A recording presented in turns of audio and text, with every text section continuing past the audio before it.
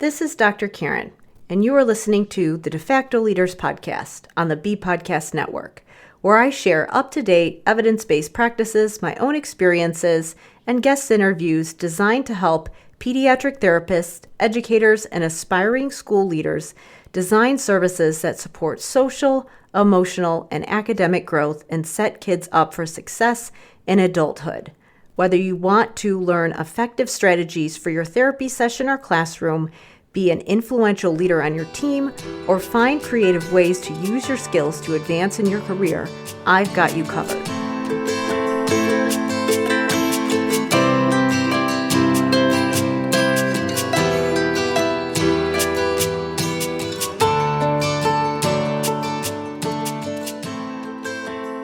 Hey everybody, it's Dr. Karen, and welcome to episode 237 of the De Facto Leaders Podcast on the B Podcast Network. In this episode, I'm sharing a clip from my episode with Dr. Shameka Stewart about the school-to-confinement pipeline. This was originally episode 180, titled The Relationship of Literacy and Language Skills and Involvement with the Justice System. I was so excited to be able to talk with Dr. Stewart because she is a wealth of information. She has so much amazing experience, and this is a topic that I don't think gets enough attention. And it's so important to think about the other systems that youth might be interacting with as we are supporting them in school. The reason I wanted to pull out this clip specifically is because sometimes I get some pushback and flack for how much I focus on things like syntax and vocabulary. Language skills are so important, and what we talk about in this conversation is how they might be related to some of the discipline issues that we would see with kids who do have repeated discipline referrals or who have been labeled as a, quote, behavior problem, even if they haven't been referred specifically for language issues. Language issues are so subtle, as well as some of the other cognitive skills that we might need to work on. And a lot of times it's difficult for people to identify them. A lot of times we have those students who maybe they get referred for an articulation issue, or maybe they don't get referred at all, yet they are continually not engaged in class, having repeated detentions or other things happen, and we need to be looking into those issues with more nuance and really understanding how language can impact some of those important skills and how that might impact and set them up for life after school. So one of the things that she brings up that I thought was really important is, number one, again, some of those other indicators where we as professionals will want to think about, does language have an impact here, and should we be evaluating it, especially when you have those kids who are showing those again, quote, behavior challenges that we might see in the schools when they're not engaged. And then also, when we are thinking about the disciplinary handbook and the amount of language required to understand behavioral expectations in the school. And Dr. Stewart shares some great examples in this clip. Before we get going, I wanted to mention Language Therapy Advanced Foundations, my program that gives speech pathologists and other professionals working on language a framework for working on some of those vocabulary and syntax and foundational language skills that are going to aid their comprehension. Often those skills that can have an impact on processing that could result in some of that lack of engagement or understanding, or maybe lack of understanding of what's being communicated and what's expected of them, as well as their ability to communicate back about why they made certain choices and being able to retell narratives and all of those skills that we may take for granted. So again, Language Therapy Advanced Foundations gives you a framework for working on all of those skills so that you can ensure you have a system for supporting students' language skills. To learn more about the program, you can go to drkarenspeech.com/language therapy. But now please enjoy this clip from my conversation with Dr. Shameka Stewart.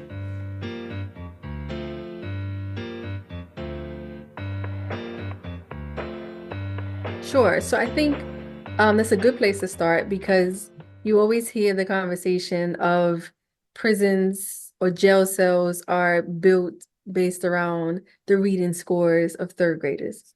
And that's been a narrative for a very long time. I, it's really important to make it known that that's not true. And so there is a correlation between reading and how it impacts an individual's involvement with the criminal justice system, but it's not first of all, just a reminder that most of the prisons have been built for years. So they're not building prisons and cells based off reading scores because they've already existed, unfortunately, for years. Yeah. But what ends up happening is one, because a lot of incarceration happens in youth that are young.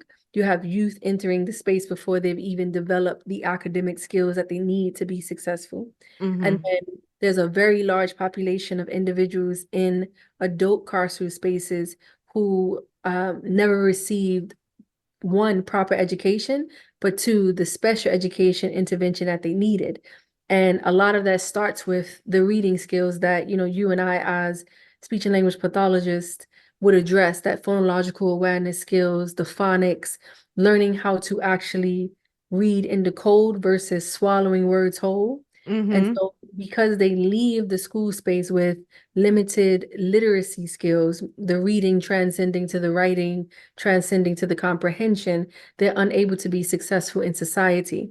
And so that ends up resulting in having to make alternate decisions about life. When you have, families that you have to take care of, or you're a young mother or father, or you have the responsibility of helping your mommy keep the household up, but you can't fill out a job application, then your decisions are less than favorable, which then increases the risk of you being involved with the criminal justice system. Yeah. I've never heard that before, what you said about that the prisons are built around the third grade. Like where does that come from? I mean, what is Everybody, I don't, so everybody says it all the time. And it yeah. actually came from a senator doing a speech one time, and Ah, they insinuated something that got taken out of context, and that okay. has become the narrative. Like whenever you talk to people about literacy in the criminal justice system, the first thing they say is it true that they build prison cells off of, and that's not actually what the senator said, and it's also just not actually true, but it's a running thing for years. So they are suggesting that it happens like it starts in third grade? I mean, what was the intention of what he was trying to say? And then what did people think he meant? So I think that the individual's intention was to discuss how pretty much that there's a correlation between the standardized scores that you start to do, testing that you start to do in the third grade, and Mm-hmm. how it can impact the trajectory of your Yeah. life. Mm. And I think that in the process of trying to explain that, it kind of came off like, oh, they're taking these scores from Mm-hmm. these standardized tests and seeing like, okay, these kids are more likely to be involved with the system. And so we're building prisons off of these scores. Mm. Okay. Yeah. I mean, it's kind of one of those correlation does not equal causation kind of arguments that got Right. taken too Yes. far. I mean, We are. yeah. So you mentioned a number of different things that where I mean, we do want to think about their trajectory. You talked about some things where it's okay, if you have adults and they're not able to fill out a job application, that does impact the choices that they would make. But what about if we maybe start and kind of go through the lifespan, just some of the things that you've worked with, or just some things that maybe people aren't aware of as far as, okay, we know that if you are struggling to read, that tends to sometimes school is a less than favorable experience for you. And part of that is that reading is difficult. So it's harder for you to be more successful in school. So there's the academic success piece.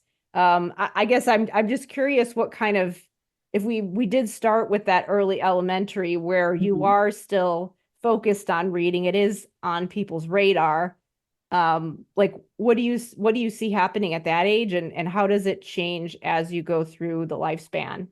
Right. So I think that, a lot of times what happens is, unfortunately, the research and the researchers don't align with the ethnography of the individuals that they are touching. And so we lose sight of the fact that jobs are not only, for example, you said like jobs and adults. Jobs are not only for adults. Like for instance, Yeah. I started working at 13. And I mean, it started as summer youth program. And then, it went to when I was 15, able to actually work a job. And so some populations and cultures, children start work early at Mm. 13. Mm. But backing that back just a little bit, you have there's psychological and personal things that happens in the academic space that we don't always take into account. So besides me having difficulty learning to read or reading, we forget that as a young teenager, it also affects my reputation. And it's Mm. embarrassing to not be able to read in front of this boy or girl, or for someone to know I can't read in front of my friends, and for me to look like the dumb one in the classroom. And so to avert those things, youth tend to present with what you and I know as avoidance behaviors. And those avoidance behaviors are what they are penalized for. So after a significant amount of avoidance behaviors, you are getting suspended, you're getting expelled, you may be sent to an alternative school, and then that starts the track. Because Mm-hmm. instead of us digging into the fact of why you're presenting the behaviors you're presenting, most school spaces only focus on that behavior. And Mm-hmm. so I may fight because when I come into this classroom and Dr. Brannan tells me that I'm going to have to read the next section and I know I can't read, I'm going to throw a piece of paper across the room to distract you from remembering to call me to read.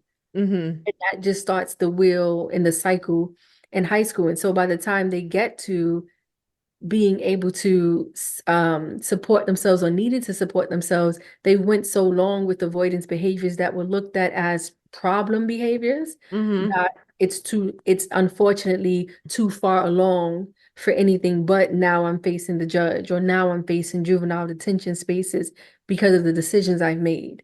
Mm-hmm. Yeah. So I would love to, I think a good place to go next would be just talking about disciplinary procedures in the schools and how we can handle that, or maybe like Hmm. handle them more productively in a way that's addressing the what's really going on. Like and just maybe some things that you've observed with, again, maybe kids getting suspended because they're acting out as avoidance, and Hmm. what's a more productive way that we could be Yeah. addressing that.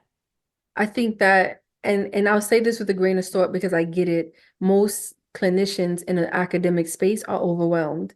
Mm-hmm. They have a lot on their plate, so we're always looking to kind of cut professional ethic corners. Mm-hmm. We got too much to do. But ultimately, a lot of times when you're seeing the child who's getting the consistent dings, or they're always in the hallway, or they're, the person that is on the dean's list or getting flagged, or that's the child that we need to be screening and assessing, because more than likely they should have been on your caseload. Mm-hmm. And so that's that first part. I've seen, there's many times I'm walking in, I see a child on a windowsill just hanging out. I'm like, why are you up there? And come to find out, that child should have been referred to me because of many other things that have happened that required speech and language intervention. So one is that correlation where I see a lot of times that even though we're in the academic space doesn't know our role and the capacity of our role. So it's like, oh, I didn't know because this child had a TBI that I should have told you as a speech and Mm-hmm. language pathologist. I'm like, are you serious? Like, Yeah. where have Yeah. we been all week? But it's those little things of the disconnect between us, and because a lot of times we function in a silo, Mm-hmm. but it's because we have so much. So that's one part. The second part is that once we start to do assessments, I've seen, and I've been a clinician for 17 years. I try to keep, even when I'm part-time, I try to keep my clinical skills moving. And in all the school spaces I have been in, most of the time, I see that clinicians assess based on what was referred instead of doing a legal comprehensive assessment. And Yeah. the law says that the assessment is supposed to be comprehensive, not just Arctic because somebody referred for Arctic. And I think that sometimes we miss the mark on what the child needs because we're not assessing all areas. And that is a lot of the problem too. Like a lot of kids have gotten skipped over. Prime example, just this year, in February, I was assessing a young man. He was in the fourth grade, and avoidance behaviors, only thing for behaviors, I said I need to test him. I test him, and he tested on a kindergarten level for reading. He could not write at all. He could not even copy the letters you wrote. He didn't have any ability. And I'm like, how did he get to the fourth grade and he can't even identify or write a letter? He can't. Mm-hmm. This makes no sense. So there's these disconnects of, and I wasn't the first speech and language pathologist on his caseload from this school. So this Yeah. says this is a problem that we missed this whole mark. And this is our fault, me included as a profession, that we're doing this disservice of not assessing language and Arctic or speech and language at all times. Mm-hmm. And that's that part. I think the other part is once we start to do therapy, we don't also assess vocabulary all the time, which it should always be tested. But Mm-hmm. then we don't incorporate vocab into intervention, forgetting that students are held accountable to the disciplinary handbook. But 95% of the disciplinary handbook, a student cannot define the words in. I never So when thought of you it that tell me, way.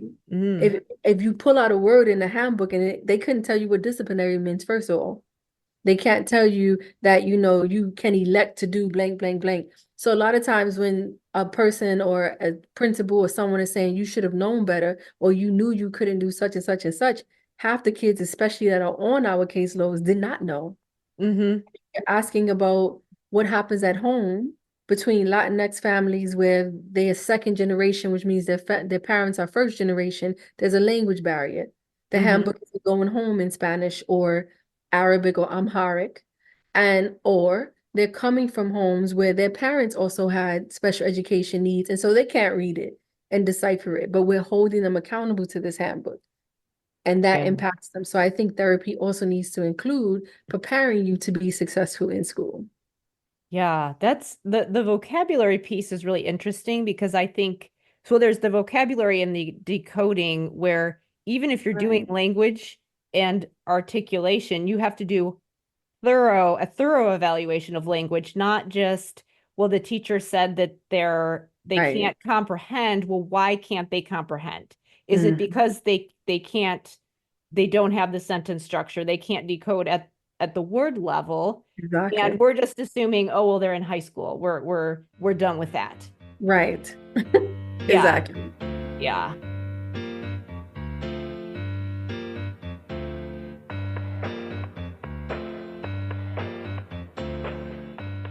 Thank you so much for listening. Be sure to check the show notes for all of the links where you can go to learn about all of the great resources that we mentioned in this episode, as well as where you can go to learn more about Language Therapy Advanced Foundations, my program that helps SLPs and other professionals working on language to create a system for language therapy. You can learn more about the program at drkarenspeech.com/language therapy. As always, thank you so much for listening. It helps me so much if you leave me a rating or review wherever you listen to your podcasts. And if you found this useful, please feel free to share it with your friends or colleagues. If you are interested in being a guest, if you would like to invite me to be a guest on your show, or if you have a suggestion for a guest, please send me an email at talktome@drkarenspeech.com. Thank you for listening, and I will see you next time.